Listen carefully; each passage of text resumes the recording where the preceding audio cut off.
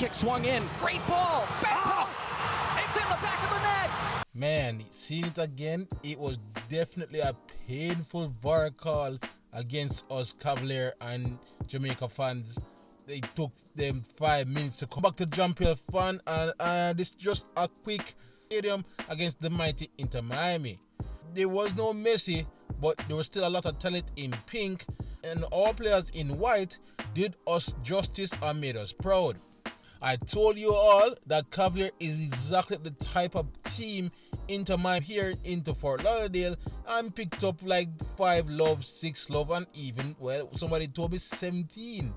Let me just dig into a little bit of the game overall. Cavaliers start off, as expected, honestly, a bit nervous I felt.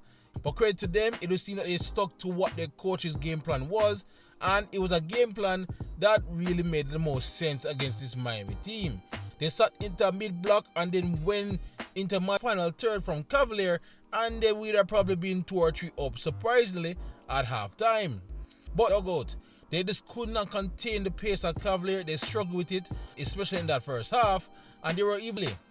But honestly, everything else in that first half or just simply wiped away from the memory of that VAR call. Clearly the benefit of the doubt shall go to the attacking team, and we should have let that goal stand. But we have seen it so often, I know it's not a conspiracy, but we have seen it so often that the Jamaican team, regardless if it is in national colors or a club team, always get the unlucky decisions when they come to these tight calls. Second half, I felt that Avril Mashoni clearly talked to his team and got their position a bit better. They turn up and hold onto the ball more in the final third, and were kind of better equipped to handle those counters. I have to give them props for that. But even again, the VAR did check on this. It didn't take as long as Shaquille Stein's goal, but when you look at a freeze frame like this one, it does appear that the ball was over the line. But of the ball was over the line. So I guess they get the game plan, they stood to the game plan route of speed, and we still made it a competitive game against a much higher ranked team. I was just telling my colleagues that Leng has pocketed Suarez all night. Final part of this review to look at some of the standard players, and quite honestly, the entire starting 11 I felt had a great game. But there were some that really stand out, and I have to give credit to the likes of someone like Christopher Ainsworth, who did magnificently well, I felt, on the defensive side, so well that he forced Kromaski to switch wings with Allende halfway through the match, and he did decently well coming up the left-hand side in attack. So did the man that played ahead of him on the left-hand side. Writers is the newest member in his Cavalier squad, but he played as if he has been there for a long time, and it's clear that he's one of the better technicians on the ball. That beautiful cross he gave to Calvin at the back post in that first half was a thing of beauty. I also have to end it with the captain, of course. Richard King looked like he was simply a class act out there.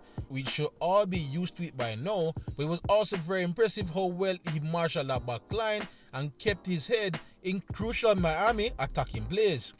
Surely we're not doubting this young man's talent anymore. But the Jamaican Premier League, they made us immensely proud. They made me immensely proud. I could not be happier with that performance. Sure, of course, you don't want a part, but that is all from me here on JAMPL Fan. Let me know in the comment section below what you thought of Cavaliers' match with Inter Miami, and tell me if this changes your view of local football in Jamaica. Otherwise, please like, subscribe, and share as we look to keep you all up to date in all things in the Jamaican Premier League and what's left of the Concacaf Champions Cup, especially heading into Leg 2. Otherwise, for great JPL content, you're already at the right place, JAMPL Fan.